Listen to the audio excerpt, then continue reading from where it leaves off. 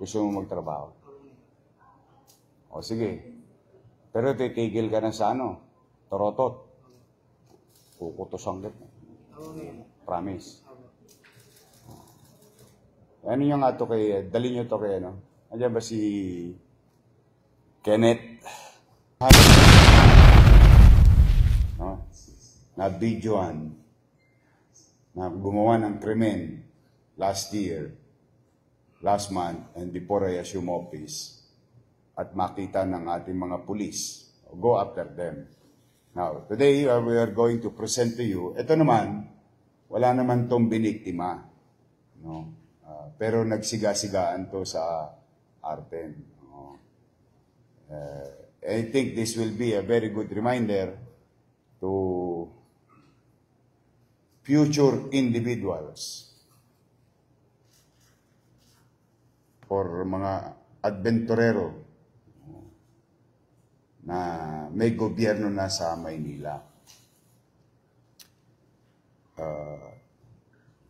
For purposes of fairness and a fair warning, no, to others, that we are very serious to keep the peace and order situation of the city. And nandito yung, anin ko na lang, i-alias ko na lang muna. Para naman sila makapamuhay na ng payapa at hindi na rin makapamerwisyo in the coming days na alam ng tao, alam ng mga tropa nila na may pamahalaan na. Nandito si alias Along, 30 years old. Paul na lang yung isa kasi walang alias. Ronel na lang yung isa. At isa pang minor na hindi natin na isasama. No? Nandito po sila. Nag-viral po yung video. Sino may hawak ng tubo? Yun. May hawak na tubo yan. No? Sa isang viral na video sa TikTok at mga social media. So today, andyan sila, mga kababayan namin sa lungsod ng Maynila. At saka sa mga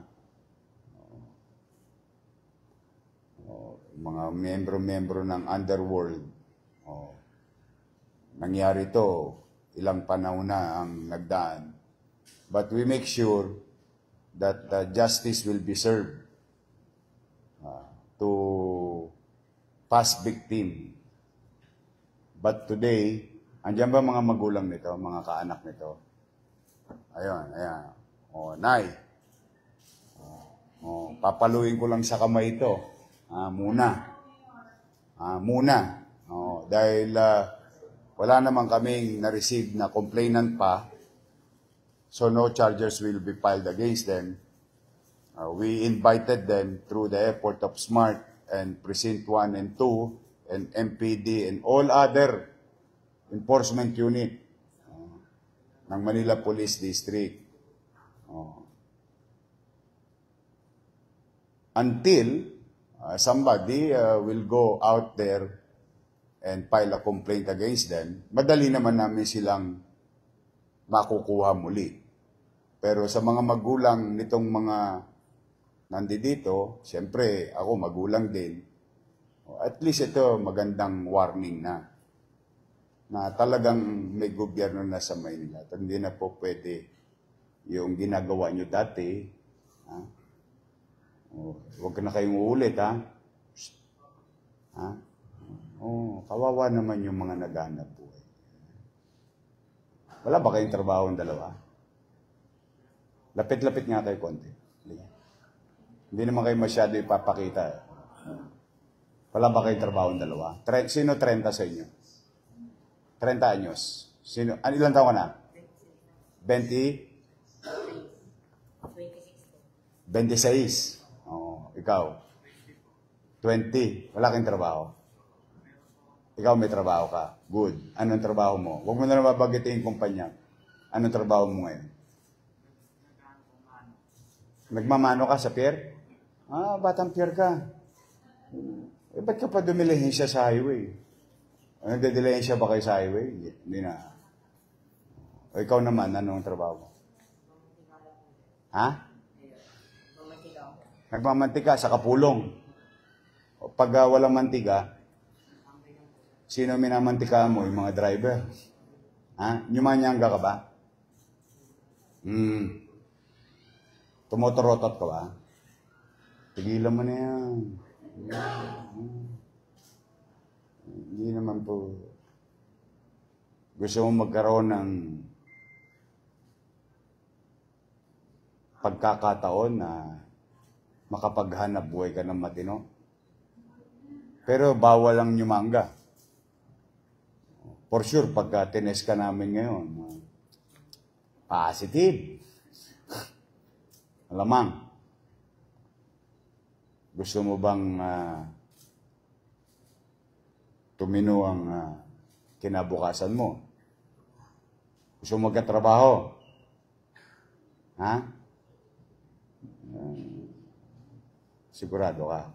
Baka naman pag nagkatrabaho ka, babiyahin mo lang. Hindi naman. May anak ka na? May pamilya ka na? May nanay ka, nandiyan dyan. Tatay. Kapatid. Ikaw sa Pierre. O, tatay ko, tas anong Pierre ka? Ha? Ha? Sa? Togo. Sa Togo. Hindi na Pierre. Ano pala? Private. Sige. Huwag na kayo nang gugulo doon. Pare-pareho pala tayong taga-Tondo. Taga-Kapulong kayo. Doon boss ko. O batan doon boss ko ha.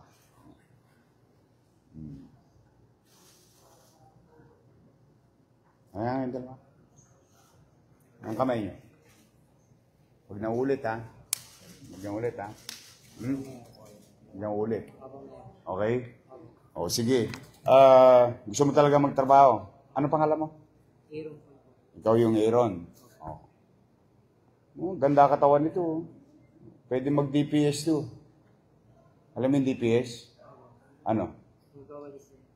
Hindi lang magwawalis. Katulong na naglilinis para maging maaliwalas ang pamayanan natin.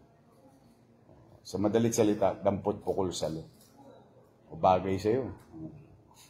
Hindi, ba gusto mo ba? Kidding aside, gusto mo magtrabaho. O sige. Pero titigil ka na sa ano? Torotot. Kukutosan kita. Promise. Ano yung nga to kay, dali nyo to kay ano? Andiyan ba si Kenneth? Okay, dali nyo to kay Kenneth. O, ano ka? Ganap ka ng trabaho. Siya, may trabaho naman. Magtrabaho ka na lang sa gobyerno. Promise? Gusto mo talaga magtrabaho. Walang cake, walang biro. Talaga. O, sige. Magtrabaho ka na lang sa gobyerno. Ikaw naman, bumalik ka na lang doon sa private company. Iwasan nyo na yun. Ha? O sabihin nyo na tropa ron. Ako, baka makakalawit ko sila. Sayang naman. Ginabukasan. O dahil wala namang complainant dito, o kay Samonte, ibalik nyo to sa mga magulang nila. But at least, malaman lang ng tao. O halimbawa, itong mga to, biktima kayo, o hindi file a complaint, then aasuntuin natin legally. For the meantime, pinaimbitahan namin kayo kasi sikat kayo. Lamang kayo ng TikTok eh. Saka Facebook eh. Ha? 5.4 million. Mga magulang, huwag na kayong mag-alala. Ha? Huwag nyo na ipakita sa TV yung magulang. Ayoko naman kayong bibigyan ng kaiyan. Ang kasalanan ni Pedro ay kasalanan ni Juan. Hindi naman. Alam mo naman niya, siyempre, naawa din naman ako. Baka pagdating sa Facebook, saka TikTok, kayo naman ang mabas. Sige. Ngayon, ang gagawin mo, ewan ko kung nasa kalsada ngayon si Kenneth alamin nyo na lang, kung nandiyan si Director Kenneth, kailangan namin ng malalakas ang katawan para maghakot ng basura. Hindi naman basura, like basurero tayo. Bagay. Ayaw mo ba yun? Kahit basurero ka, pwede ka maging mayor? Totoo naman. Oo, sayang eh. Ang ganda ng katawan mo. O, magtrabaho ka sa gobyerno ngayon, taong gobyerno ka na. Mas maganda para sa dalhin to kay Kenneth today. Ha? O, pero simula ngayon, kasi pag tinest naman kita, talaga magpa-positive ka. Most likely, dahil sabi mo, tumotorot. Kailan ka huling bumiyahe? Nakaraang linggo. O di sariwa pa sa dugo mo yun. O, paglabas ng ihi mo, malamang. May methamphetamine pa dyan. Pero, I'll give you a chance. I just wanted to be just. Mabuti naman, nag-cooperate kayo ngayon. Na inimbitahan kayo ng pulis. Tigilan nyo. Chief of Staff, Cesar, dalhin to kay Kenneth. Smart. O, entrego nyo to sa magulang nila. Buo nyo nakuha, buo nyo isoli sa magulang. Yung magulang, Toits, ni Aaron, dalhin sa opisina ni Kenneth, o mag-apply ka na ngayon. Kasi hiring kami ng mga ilang tao. Hindi lang kami makapag-hire ng bulto-bulto kasi wala pa kaming chapel. Pero meron kaming kailangang physical o mga individual na willing maghanap buhay, magtrabaho. Kasi kailangan namin talaga maglinis sa Manila. Wala nang basura sa kanto, no? Sa Kapulong. Ubus na, no? Ubus na. Tambak kasi doon isang linggo, di ba? Ngayon, malinis sa Kapulong. Noong isang gabi kasi, dumaan ako sa Kapulong, marami pa eh. Ngayon, wala na. Sige, mag-iingat kayo. Basta mahal kayo ng gobyerno. Sa totoo lang, mahal kayo ng gobyerno.